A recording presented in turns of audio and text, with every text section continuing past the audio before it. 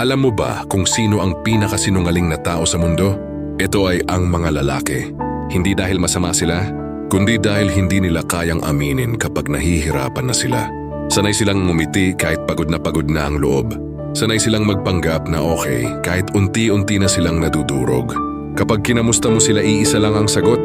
Okay lang, pero sa likod ng salitang yon, may mga gabing tahimik silang umiiyak. May mga problemang sila lang ang may alam. May bigat na araw-araw nilang pasan. Pero wala silang masabihan dahil tinuruan silang maging lalaki. Matigas, walang luha, walang kahinaan. Para bang bawal silang mapagod. Bawal silang masaktan. Bawal silang umiyak dahil kapag lalaki ka, dapat palagi kang malakas. Pero ang totoo, mas emosyonal ang lalaki kaysa sa iniisip ng lahat. Mas malalim silang magmahal. Mas tahimik silang masaktan. Mas matagal nilang kinikimkim ang sakit. Hanggang sa sila na mismo ang maubos. Hindi nila ipinapakita, hindi dahil wala silang nararamdaman, kundi dahil natatakot silang husgahan. Dahil labag sa pride nila ang makita silang mahina.